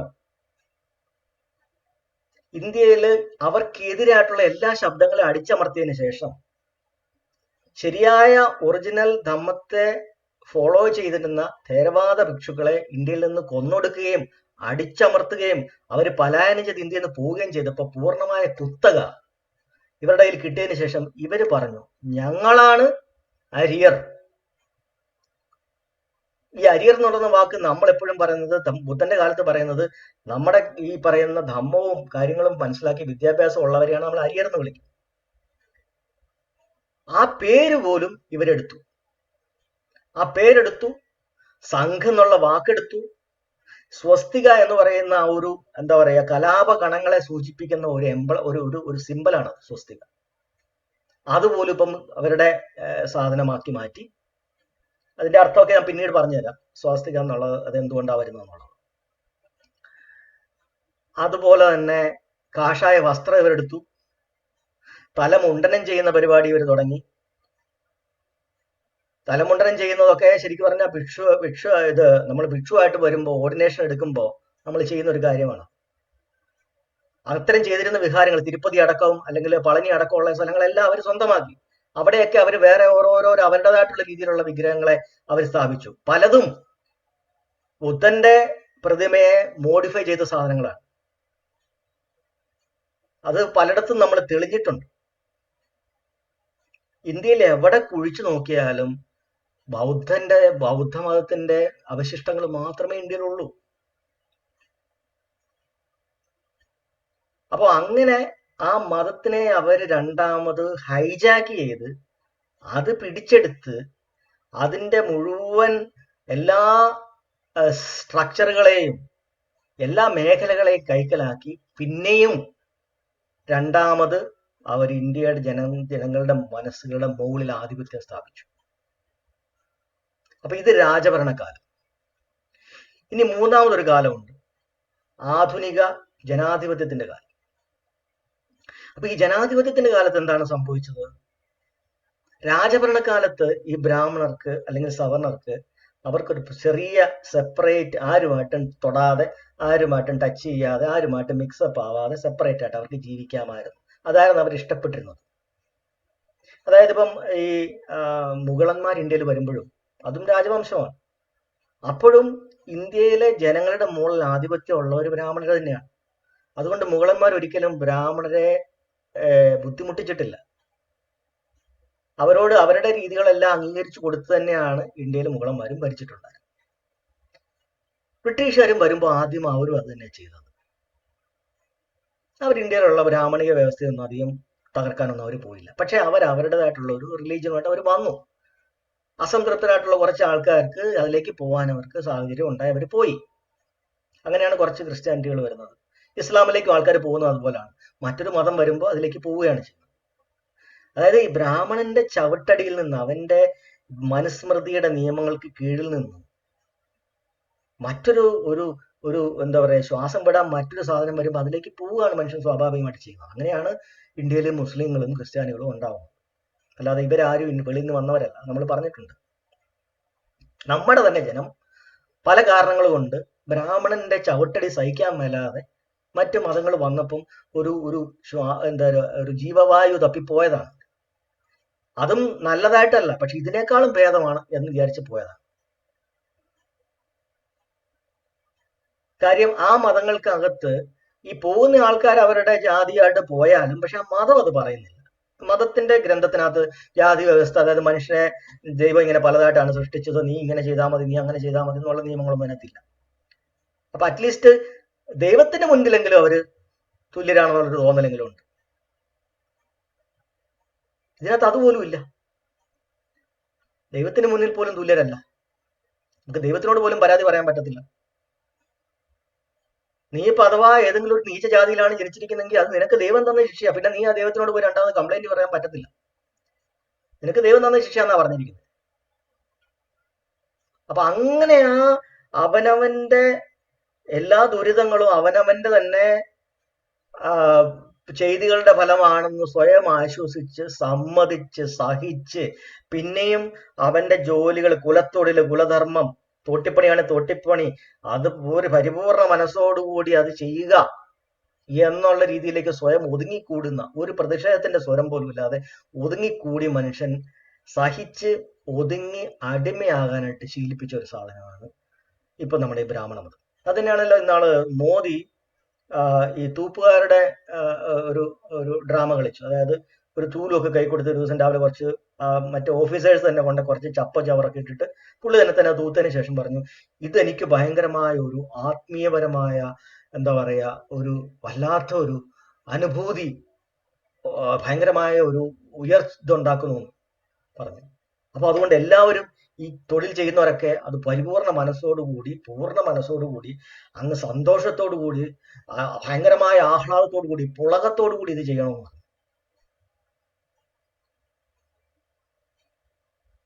ഇതിന്റെ ഒരു ഉദാഹരണം, മറ്റൊരു ഉദാഹരണം പറഞ്ഞാല് വാരണാസി, ഞാൻ പലപ്പോഴും പറഞ്ഞിട്ടുള്ളത്, വാരണാസിയിൽ ഒരിക്കല് ഈ കാശിയിൽ മറ്റേ പല ഈ ചുടലകളുണ്ട്, ചുടുകാടുകളുണ്ട്. ആ ചുടുകാട്ടിൽ ഇങ്ങനെ ഒരു ശവം ചുട്ടുകൊണ്ടിരിക്കുന്ന ഒരു ഫാമിലിയുണ്ട്, പല ഫാമിലികളുണ്ട്. അതിൽ ഒരാളെ ഈ BBC-യുടെ ആണെന്ന് തോന്നുന്നു ഒരു വിദേശ റിപ്പോർട്ടർ ഇന്റർവ്യൂ ചെയ്യാൻ ചെല്ലുമ്പോഴത്തേക്ക് അയാളോട് ചോദിക്കുന്നു, നിങ്ങളിത് എത്ര കാലമായി ചെയ്യുന്നു? അവർ പറഞ്ഞു, ഞാനും എൻ്റെ അപ്പനപ്പന്മാരായിട്ട് തന്നെ ഞങ്ങളിത് ചെയ്യുന്നതാണ്, ഞങ്ങളുടെ തൊഴിൽ എന്ന് പറയുന്നത് ഇതാണ്. അപ്പോൾ അയാളോട് ചോദിക്കുന്നു, നിങ്ങളുടെ മക്കളെ നിങ്ങൾ പഠിപ്പിക്കാൻ വിടുന്നൊന്നുമില്ല, ജോലിയൊന്നും പഠിപ്പിക്കും? മക്കളൊന്നും പഠിപ്പിക്കാനൊന്നുമില്ല, മക്കൾ ഇത് തന്നെ ചെയ്താൽ മതി. അപ്പൊ എന്താ ചോദിച്ചാൽ എല്ലാ ആൾക്കാരും അവര് ഇതിനേക്കാളും നല്ല ജോലികളും കാര്യങ്ങളൊക്കെ ചെയ്തുകൊണ്ടല്ലേ പോകുന്നത്, ഈ ഒരു തൊഴിലിലേക്ക് നിങ്ങൾ എന്തിനാണ് നിങ്ങളുടെ മക്കളെ ഇതിലേക്ക് തന്നെ ഇടുന്നത്? അപ്പൊ അയാൾ പറഞ്ഞത്, നിങ്ങൾക്ക് അറിഞ്ഞുകൂടാഞ്ഞിട്ടാ, മറ്റുള്ളവരൊക്കെ ചെയ്യുന്ന തൊഴിലിനേക്കാളും ഭയങ്കര മഹത്തായ കർമ്മമാണ് ഞാനിവിടെ ചെയ്യുന്നത്. അപ്പൊ റിപ്പോർട്ടർ ചോദിച്ചു, അതെന്താ അങ്ങനെ പറയാൻ കാര്യം? അതെന്ന് പറഞ്ഞു കഴിഞ്ഞാൽ ഇപ്പം ഇന്ത്യയിലെ പ്രസിഡന്റ് ആയാലും പ്രധാനമന്ത്രി ആയാലും ആരായാലും സ്വർഗത്തിലേക്ക് പോകണമെന്നുണ്ടെങ്കിൽ ചുടലക്കാട്ടിൽ വേണം പോകാൻ. ചുടലക്കകത്ത് അവനെ ദഹിപ്പിക്കുമ്പോൾ മാത്രമാണ് അവൻ സ്വർഗത്തിലേക്ക് പോകുന്നത്. അപ്പൊ അവനെ അങ്ങോട്ട് വിടണോ വേണ്ടെന്നുള്ള തീരുമാനിക്കുന്നത് ഞാനാണ്. ഞാൻ എന്റെ കൈ കൊണ്ട് വിട്ടാൽ മാത്രമേ അവനവിടെ ചെല്ലുള്ളൂ. അപ്പൊ ഇവരെക്കാളും വലിയ പുള്ളിയാണ് ഞാൻ, ഇന്ത്യൻ പ്രസിഡന്റിനേക്കാളും വലിയ പുള്ളിയാണ് ഞാൻ. അതുകൊണ്ട് ഇത്രയും മഹത്വമുള്ള ജോലി വേറെ ഇല്ല. അതുകൊണ്ട് ഞാനാണിത്, ഞങ്ങളെ മക്കളെ പോലെ ഞാൻ വേറൊരു പണിക്കും വിടത്തില്ല. ഇങ്ങനെയാണ് ഈ കാര്യങ്ങൾ പറഞ്ഞവരെ പൊട്ടന്മാരാക്കുന്നത്. ബ്രാഹ്മണർ പറഞ്ഞു കൊടുത്തിരിക്കുന്നവരെ വിശ്വാസങ്ങൾ. അപ്പൊ ഇങ്ങനെയാണ് മതങ്ങൾ ഓരോ മനുഷ്യന്റെ മനസ്സിനെ കീഴ്പ്പെടുത്തി അധികാരം ഉറപ്പിക്കുന്നത്. അപ്പൊ ഇത്തരം ആൾക്കാർ ഒരിക്കലും ഈ സിസ്റ്റത്തിനെതിരെ പ്രതിഷേധിക്കത്തില്ല, ഇവനെതിരെ ഉണ്ടാകുന്ന ചൂഷണങ്ങൾക്കെതിരെ അവർ പ്രതിഷേധിക്കത്തില്ല. ഇനി ആധുനിക കാലത്ത് സംഭവിച്ചത് എന്താണ്? ഞാൻ നേരത്തെ പറഞ്ഞു, രാജഭരണക്കാലത്ത് ഇവർക്ക് സെപ്പറേറ്റ് ചെറിയൊരു ഗ്രൂപ്പായിട്ട് മാറി നിന്നാലും കുഴപ്പമില്ല. ആധുനിക കാലമായപ്പോഴത്തേക്ക് അങ്ങനെ ചെറുതായിട്ട് നിന്ന് കഴിഞ്ഞാൽ ഇവർക്ക് ഭരണം കിട്ടത്തില്ല. കാര്യം പിന്നെ ഇനി രാജാവൊന്നുമില്ല അവിടെ ഭരിക്കാനായിട്ട്. ഇനി ഭരണം വേണമെന്നുണ്ടെങ്കിൽ ജനാധിപത്യമാണ്. ജനാധിപത്യത്തിൽ ഭൂരിപക്ഷം വേണം. ഭൂരിപക്ഷം ഉണ്ടെങ്കിൽ മാത്രമേ ഒരു പഞ്ചായത്ത് പ്രസിഡന്റെങ്കിലും പഞ്ചായത്ത് മെമ്പറെങ്കിലും ആകാൻ പറ്റത്തുള്ളൂ. അപ്പോഴാണ് ഇവർക്ക് മനസ്സിലായത്, ഇത്രയും നാളും തനിച്ചു നിന്നത് ഇനി നടക്കത്തില്ല, ഇനി ആളെ കൂട്ടണം. ആളെ കൂട്ടണമെങ്കിൽ ഈ പറയുന്ന ഇതുവരെ അകറ്റി നിർത്തിയിരുന്ന പിന്നോക്ക വിഭാഗക്കാരെയും പട്ടികജാതി വിഭാഗക്കാരെയും പട്ടികവർഗക്കാരെയും കൂടെ കൂട്ടണം. അപ്പോഴും അവിടെ മതം എടുത്ത് അവർ കളിക്കുക. അതാണ് മൂന്നാമത്തെ കാലഘട്ടത്തിൽ, ജനാധിപത്യത്തിന്റെ കാലഘട്ടത്തിൽ മതത്തിനെ അവർ ഒരു ടൂളാക്കി, ഒരു ഉപകരണമാക്കി ഉപയോഗിക്കുന്നത് എങ്ങനെയാണ്. അപ്പൊ പെട്ടെന്ന് നമ്മളെല്ലാവരും ഹിന്ദുക്കളാണ്, നമ്മളെല്ലാവരും സഹോദരങ്ങളാണ് എന്ന് പറഞ്ഞാൽ ശുദ്ധി പ്രസ്ഥാനം നടത്തും. നിങ്ങൾ അശുദ്ധരായിരുന്നെങ്കിൽ ഞങ്ങളെ ശുദ്ധീകരിച്ച് നിങ്ങളെ കൂടെ കൂടെ ആര്യ സമാജം സ്ഥാപിക്കുന്നു. ആര്യ സമാജത്തിന് ശുദ്ധി പ്രസ്ഥാനം ദയാനന്ദ സരസ്വതി നടത്തുന്നു, ഹിന്ദു മഹാസഭ ഉണ്ടാക്കുന്നു. പിന്നെ ഇങ്ങോട്ട് വന്ന് അങ്ങ് പെട്ടെന്ന് സ്നേഹം കൂടുകയാണ്. പിന്നെ അമ്പലങ്ങളൊക്കെ അങ്ങ് തുറന്നു കൊടുക്കുന്നു, അമ്പലത്തിനടുത്തുള്ള വഴികളിൽ കൂടിയൊക്കെ ഉള്ള. അപ്പം അതിനകത്ത് വേറൊരു ടെക്നിക്കും കൂടി ഉണ്ട്. അതായത് നമ്മുടെ ആൾക്കാർക്ക് ഏതെങ്കിലും ഒരു കാര്യം കിട്ടാതെ ഉണ്ടെങ്കിൽ, ഇപ്പൊ ഉദാഹരണത്തിന് ഒരു അമ്പലത്തിൽ നമ്മളെ പ്രവേശിപ്പിക്കുന്നില്ല എന്ന് വിചാരിക്കുക. അവിടെ വേണ്ട, അവിടെ നിങ്ങൾ ചെല്ലണ്ട, നിങ്ങളെ ആരും അവിടെ ക്ഷണിക്കുന്നില്ല, നിങ്ങളവിടെ എന്താ പറയുക, അധികപ്പറ്റാണ്, നിങ്ങളെ വേണ്ട അവിടെ. പക്ഷെ അങ്ങനെ വരുമ്പോ എന്താ ചെയ്യുക, നമ്മുടെ ആൾക്കാർ ആ വഴി പിന്നെ പോകാതെ വേറെ വഴി കൂടെ പോകും. അപ്പൊ ഇവരുടെ പുതിയൊരു ടെക്നിക്ക് നടത്തും. ഇവരുടെ തന്നെ കൂട്ടത്തിൽ നിന്ന് കുറച്ച് ആൾക്കാർ മുമ്പോട്ട് വന്നിട്ട് പറയും, ഈ ആൾക്കാരെ അമ്പലത്തിൽ പ്രവേശിപ്പിക്കണം പറഞ്ഞ ഒരു പ്രക്ഷോഭം അങ്ങ് തുടങ്ങും. അപ്പം തിരിഞ്ഞു പോകാൻ തുടങ്ങിയ നമ്മുടെ ആൾക്കാർ പിന്നെ നോക്കും, എന്താണ് അവിടെ ഒരു ബഹളം. ഓ എടാ, നമ്മളെ കയറ്റണം, അമ്പലത്തിൽ കയറ്റണം എന്നും പറഞ്ഞ് അവിടെ ഇന്ന പോലെ തമ്പ്രാനിലെ കൂട്ടുന്ന ഒരാള് പുള്ളിക്കാരൻ കിടന്ന് ബഹളം ഉണ്ടാക്കും. അവൻ നോക്കിയേക്കാം, അങ്ങോട്ട് നോക്കിയപ്പം അവിടെ ഭയങ്കര ബഹളം ഉണ്ടാക്കുവാണ്, ക്രിയേറ്റ് ചെയ്യുവാണ്. ഇവരെ അമ്പലത്തിൽ കയറ്റണം, ഇവർക്ക് അതിനുള്ള അധികാരമുണ്ട്, അവകാശമുണ്ട്. അപ്പൊ ഒരു ഇഷ്യൂ അവിടെ അങ്ങ് ക്രിയേറ്റ് ചെയ്യുമ്പോൾ നമ്മുടെ ആൾക്കാർ പതുക്കെ ഈ ആളുടെ കൂടെ അങ്ങ് കൂടും. എന്നിട്ട് പിന്നെ ഒരു പ്രക്ഷോഭം ഉണ്ടാക്കി നമുക്ക് കിട്ടാനുള്ള എന്തോ ഒരു സംഭവം നമ്മൾ പിടിച്ചു വാങ്ങിക്കുന്നു എന്നുള്ള ആ ഒരു സുഖത്തോടു കൂടി, എന്തോ നമ്മൾ അങ്ങ് അച്ചീവ് ചെയ്തു എന്ന് കിട്ടുന്ന ഒരു പുളകത്തോടു കൂടി നമ്മൾ ഇതിനകത്തോട്ട് വലിഞ്ഞു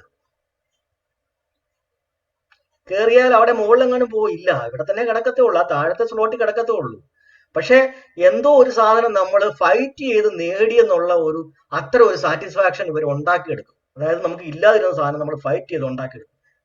ഈ പന്തി ഭോജനം എന്ന് പറഞ്ഞ പണ്ട് നമ്മുടെ കലറസുമാരനൊക്കെ നടത്തിയത് ഇതിനകത്ത് ഇതുപോലത്തെ ഒരു മണ്ടത്തരമുണ്ട്. അവിടെ ചെന്ന് കിട്ടാതിരുന്നൊരു സ്ഥലത്ത് പോയി കിടന്ന് കഴിച്ചു കഴിഞ്ഞപ്പോഴത്തേ എനിക്ക് ഞങ്ങൾക്ക് എന്തോ കിട്ടിയെന്നുള്ള തോന്നലിലേക്ക് പിന്നെ അങ്ങോട്ട് ഞങ്ങൾ ഇതിന്റെ ഭാഗമായി എന്ന് പറഞ്ഞ് ഞങ്ങൾ ജീവിക്കുക. അത് ബ്രാഹ്മണന്റെ തന്നെ ഒരു തന്ത്രമാണ്. കാര്യം ഇവൻ ഇതിനകത്തുനിന്ന് എന്തോ ഫൈറ്റ് ചെയ്ത് നേടി എന്നുള്ള ഒരു രീതിയിൽ ഒരു സാറ്റിസ്ഫാക്ഷനോട് കൂടി ഇവൻ ഇതിന്റെ കീഴെ കിടന്നോളും. അപ്പൊ നമ്മളിങ്ങനെ മനസ്സോടെ അപ്പൊ ഇവർ വിചാരിക്കും ഞങ്ങൾ ജയിച്ചു, ഞങ്ങളൊരു കാര്യം നേടി. എന്താ ആക്ച്വലി നേടുന്നത്? ഇതിന്റെ അകത്ത് ഏറ്റവും താഴത്തെ കള്ളിൽ പോയിട്ട് അവിടെ ചെന്ന് ജീവിക്കാനും ബ്രാഹ്മണന് കാശ് കൊടുക്കാനും ഇടയ്ക്കിടയ്ക്ക് അവന്റെ ചവിട്ട് വാങ്ങിക്കാനും മാത്രമുള്ള ഒരു അവകാശമാണ് ഈ പിടിച്ചു വാങ്ങിച്ചത്. തമിഴ്നാട്ടിൽ സംഭവിക്കുന്നതാണ്. ഈ അടുത്തിടയിൽ നമ്മൾ കണ്ടു, ഏതൊക്കെയോ അമ്പലങ്ങളിൽ ദളിതുകൾക്ക് ഇങ്ങനെ അവർക്ക് പ്രവേശനം അവര് കോടതിയിലൊക്കെ പോയിട്ട് അവർ വാങ്ങിച്ചെടുത്തു. അടിമയാകാൻ വേണ്ടിയിട്ട്, ചവിട്ട് കൊള്ളാൻ വേണ്ടിയിട്ട്, തൊഴി വാങ്ങിക്കാൻ വേണ്ടിയിട്ട് കോടതി പോയി അധിക അവകാശം വാങ്ങിച്ച് എന്റെ കീഴോട്ട് കയറി. ആ സമയത്ത് അവിടുന്ന് പോയി വേറെ മതത്തിലേക്ക് പോകേണ്ട സമയമാണത്. നിങ്ങളെ വേണ്ടാത്തടത്ത് പിന്നെയും കയറി ഈ അടി കൂടി കുസ്തി പിടിച്ച് അതിനകത്തോട്ട് കയറേണ്ട എന്ത് കാര്യമാണുള്ളത്? തമിഴ്നാട്ടിൽ വ്യാപകമായിട്ട് നടന്നുകൊണ്ടിരിക്കുന്ന ഒരു കാര്യമാണ്. ഏതെങ്കിലും ഒരു അമ്പലത്തിൽ കയറുണ്ടാന്ന് പറയും, ഉടനെ ഈ പട്ടികജാതിക്കാരെല്ലാം ഇടിച്ചങ്ങോട്ട് കയറി ഞങ്ങൾക്ക് കയറണം എന്ന് പറഞ്ഞാൽ അത് കയറ്റുകയും ചെയ്യും. അപ്പൊ രാവണ അതിന് ചിരിക്കുക മോളിയിരുന്ന്, ഇതുപോലത്തെ പൊട്ടന്മാരെ നിങ്ങളെ ലോകത്ത് കണ്ടിട്ടില്ല എന്ന് അവന്മാർ ചിരിക്കുന്നു.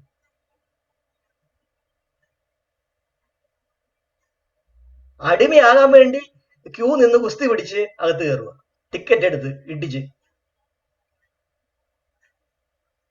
സാധാരണ ലോകത്ത് ആത്മാഭിമാനമുള്ളവർ ആരും ഇത് ചെയ്യുകയല്ല.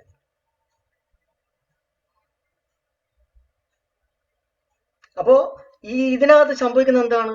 ബ്രാഹ്മണന്റെ നമ്പർ കൂടി അവന്റെ സമൂഹത്തിന് ഹിന്ദു ഭൂരിപക്ഷം ഉണ്ടാക്കി.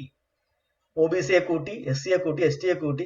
അവർ ഞങ്ങൾ ഹിന്ദുക്കളാണെന്ന് പറഞ്ഞ് ഇങ്ങനെ എന്താ പറയാ, ഒറ്റക്കാലം നിൽക്കുകയാണ്, വെല്ല് നിൽക്കുകയാണ്. എവിടെയാ നിൽക്കുന്നത്? നിൽക്കുന്ന അതേ സ്ലോട്ടിൽ തന്നെയാ നിൽക്കുന്നത്.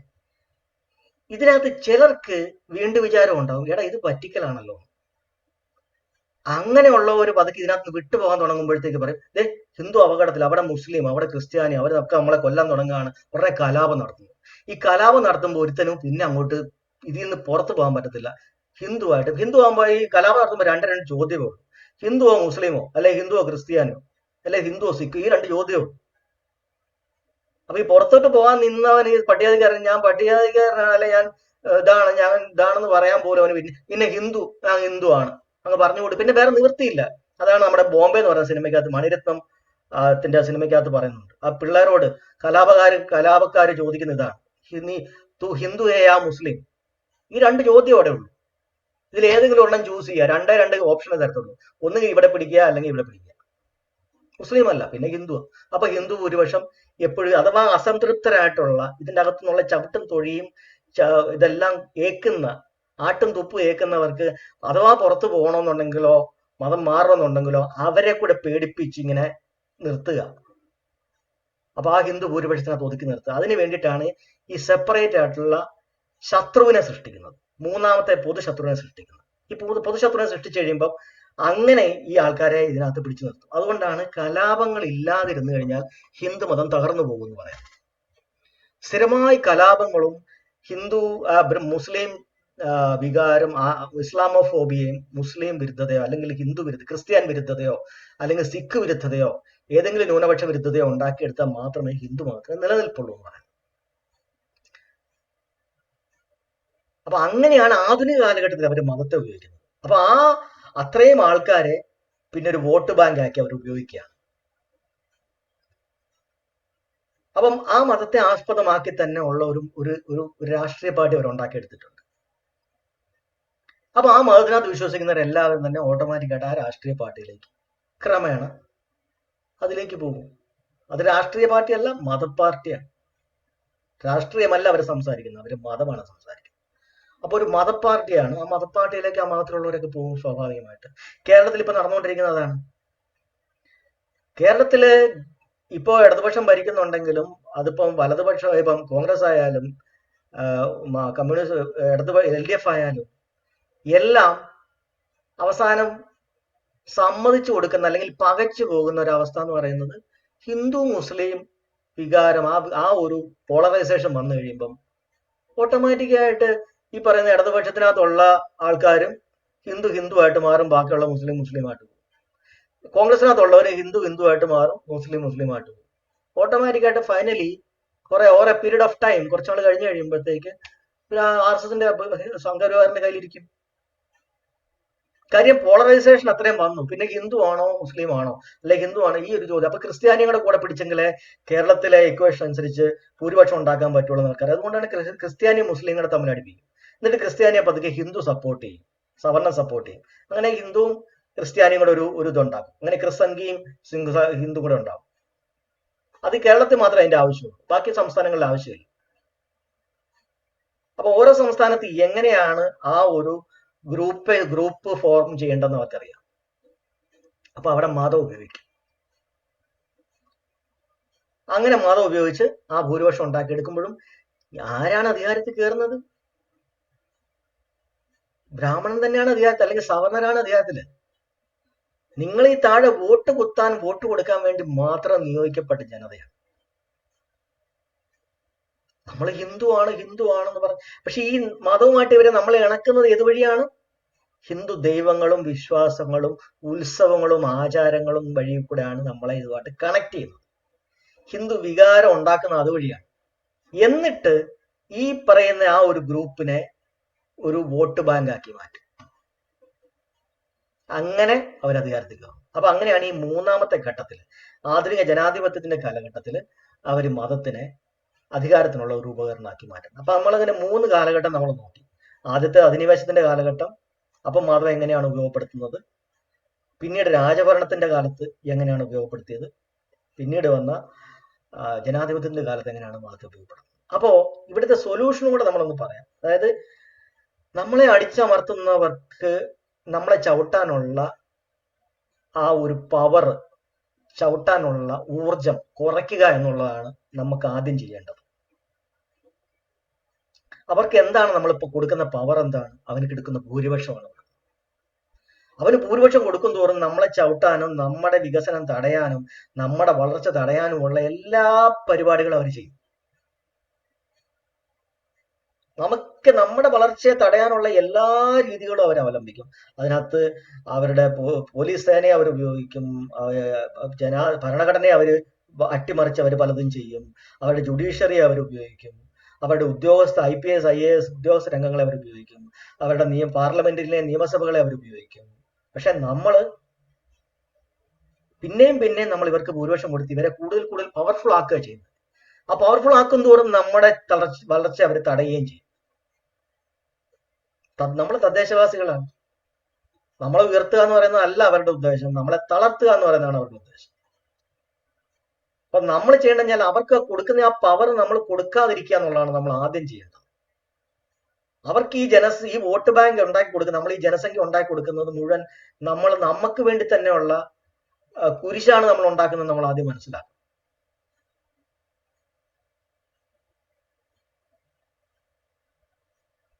അപ്പോൾ അത് നമ്മൾ ചെയ്യണമെന്നുണ്ടെങ്കിൽ അതിനാണ് ബാബാ സാഹേബ് അംബേദ്കർ കാണിച്ചത് നമ്മൾ എത്രയും പെട്ടെന്ന് അതിൽ നിന്ന് മാറുക. ഹിന്ദു ഭൂരിപക്ഷം എന്ന് പറയുന്ന സാധനത്തിന് ഇല്ല, നമ്മളെ വെറുതെ അത് നമുക്കിട്ട് തന്നെ ചവിട്ടാൻ നമ്മൾ കൊടുത്ത് ഭൂരിപക്ഷം ഉണ്ടാക്കി കൊടുത്ത് പവർ കൊടുക്കരുത്. നമ്മൾ നമ്മുടെ തദ്ദേശീയമായ ദർശനത്തിലേക്ക് നമ്മൾ മാറുക, കർവാപ്പസ് ചെയ്യുക, തിരിച്ചു പോവുക. നമ്മുടെ ഒറിജിനൽ ദർശനത്തെ നമ്മൾ തിരിച്ചെടുത്ത് വീണ്ടെടുത്ത് അതിലേക്ക് നമ്മൾ പോവുക. ഇവരുടെ ചവിട്ടടിയിൽ ഇവർക്ക് പിന്നെയും കാലുകൾക്ക് കരുത്ത് പകരാതിരിക്കുക, എത്രയും പെട്ടെന്ന് അത് ചെയ്യുക. അങ്ങനെ ചെയ്തു കഴിഞ്ഞാൽ രാഷ്ട്രീയമായി നമുക്ക് രക്ഷപ്പെടാൻ പറ്റുള്ളൂ. അല്ലെങ്കിൽ രാഷ്ട്രീയമായി തന്നെ നമ്മൾ കൊടുക്കുന്ന ഭൂരിപക്ഷത്തെ അവരുപയോഗിച്ച് നമുക്ക് തന്നെ പാരപണിതുകൊണ്ടിരിക്കും. അപ്പൊ അതുകൊണ്ട് അതിനാണ് ബാബാ സാഹേബ് അംബേദ്കർ കൃത്യമായി നമ്മുടെ തന്നെ തദ്ദേശീയമായ ഏറ്റവും വിലപിടിപ്പുള്ള ദർശനം, ഏറ്റവും മൂല്യമുള്ള ആ ദർശനത്തെ തന്നെ അദ്ദേഹം തിരിച്ചു കൊണ്ടുവന്നതും അതിലേക്ക് നമ്മളോട് മാറാൻ പറഞ്ഞത്. അതിലേക്ക് മാറുമ്പോൾ സംഭവിക്കുന്നത് എന്താണ്? ഒറ്റയടിക്ക് രണ്ട് കാര്യങ്ങൾ സംഭവിക്കും. ഒന്ന്, ബ്രാഹ്മണന്റെ പവർ കുറയും, ഭൂരിപക്ഷം കുറയും, നമ്മളെ ചവിട്ടാനുള്ള അവരുടെ ഊർജം കുറയും. അതേസമയം തന്നെ നമുക്ക് രണ്ടാമത് നമ്മൾ വിഘടിച്ച് ജാതീയമായ ഉപജാതികളായി നമ്മൾ വിഘടിച്ച് നിൽക്കുന്നത് നമ്മൾ ഓട്ടോമാറ്റിക്കായിട്ട് നമ്മൾ പരസ്പരം ഒന്നു ചേരാനുള്ള സാധ്യത കൂടുതലാണ്. നമ്മൾ ഒന്നിക്കും. ഒരേ സമയം നമുക്ക് ഒന്നിക്കുകയും നമ്മളെ ഉപദ്രവിക്കുന്നവന് ശക്തി കുറയ്ക്കാനും ചെയ്യാനുള്ള ഒറ്റ മാർഗമാണ് നമ്മൾ ഈ പറയുന്ന ബ്രാഹ്മണ മതത്തിൽ നിന്ന് നമ്മുടെ പൂർവികരുടെ മതത്തിലേക്ക് പോവുക എന്ന് പറയുന്നത്. ഈ വിദേശ മതത്തിൽ നിന്ന് പോയിട്ട് നമ്മുടെ ഹിന്ദു എന്ന് പറഞ്ഞ് പേരിട്ടൊന്നുകൊണ്ട് അത് ഇന്ത്യൻ മതം ആവുന്നില്ല. അത് ഞാൻ പണ്ട് പറഞ്ഞിട്ടുണ്ടോ പോലെ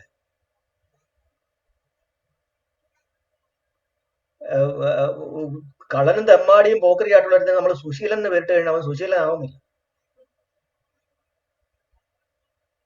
അല്ല, ഒന്ന് പറഞ്ഞ് രണ്ടാമത്തെ ഒരു പിച്ചാത്തി എടുത്ത് കുത്തുന്നവൻ നമ്മൾ ശാന്തൻ എന്ന് വിളിച്ചിട്ട് കാര്യം, ശാന്തകുമാരൻ എന്ന് വിളിച്ചിട്ട് കാര്യമില്ല. അത് ശാന്തനല്ല. നമ്മൾ പേരിടുന്നതായിട്ട് വ്യത്യാസമുണ്ട്. ഇപ്പൊ ഈ ഹിന്ദു മതം ഒരു പേരിട്ടത് എനിക്ക് ആൾക്കാരെ കൂടെ ഉൾക്കൊള്ളാൻ വേണ്ടി അവരിട്ട ഒരു പേരാണ്, നമ്മളെ കൂടെ കൂട്ടി നിർത്താൻ വേണ്ടി. അതിനു മുമ്പ് ഹിന്ദു എന്ന് പറയുന്ന വാക്ക് പോലെ അവർ ഉപയോഗിക്കത്തില്ലായിരുന്നു. ആ വാക്കിനെ ഉപയോഗിച്ച് ഈ ആൾക്കാരുടെ കൂടെ നിർത്തണമെന്ന് അവർക്ക് പറഞ്ഞു കൊടുത്തത്, ഐഡിയ പറഞ്ഞു കൊടുത്തത് സവർക്കറാണ്. അതിനു മുമ്പ് ആര്യ എന്നുള്ള വാക്ക് അവർ ഉപയോഗിക്കത്തില്ലായിരുന്നു കുറച്ചാൾ. അപ്പൊ അതുകൊണ്ട് നമ്മൾ ചെയ്യേണ്ടത് ഈ മതം എങ്ങനെയാണ് അധികാരത്തിന് വേണ്ടി ഒരു ഉപകരണമായി ഇപ്പോൾ ഉപയോഗപ്പെട്ടുകൊണ്ടിരിക്കുന്നതെന്ന് മനസ്സിലാക്കി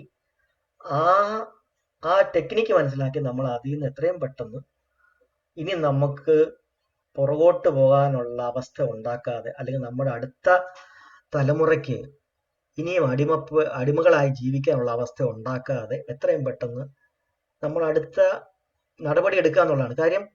അടുത്ത തലമുറയാണേലും അനുഭവിക്കാൻ പോകുന്ന നമ്മൾ ഇന്ന് ചെയ്യുന്നതിന്റെ ഫലമാണ് അടുത്ത തലമുറ അനുഭവിക്കാൻ പോകുന്നത്. അപ്പൊ അതുകൊണ്ട് കാര്യങ്ങൾ മനസ്സിലാക്കി നമ്മൾ അതിനൊരു തീരുമാനം എടുക്കുക. എത്രയും പെട്ടെന്ന് ബ്രാഹ്മണന് ഊർജവും പവറും കരുത്തും പകർന്നു കൊടുത്ത് നമ്മളെ ചവിട്ടാനുള്ള വടി അവൻ്റെ കൊണ്ട് കൊടുക്കാതിരിക്കുക, അടിക്കാനുള്ള വടി കൊണ്ട് കൊടുക്കാതിരിക്കുക. നമ്മൾ ഇതിൽ നിന്ന് മാറുക, നമ്മൾ ഒന്നിക്കാനുള്ള പരിപാടി നോക്കുക. അപ്പൊ അങ്ങനെ അതാണ് നമ്മൾ ഈ 3 കാലഘട്ടങ്ങളിലും മതം എങ്ങനെയാണ് ഉപകരണമായിട്ട് വർക്ക് ചെയ്യുന്നത്, അധികാരത്തിനുള്ള ഉപകരണമായിട്ട് വർക്ക് ചെയ്യുന്നത് പറയുന്നതിന്റെ കാര്യം.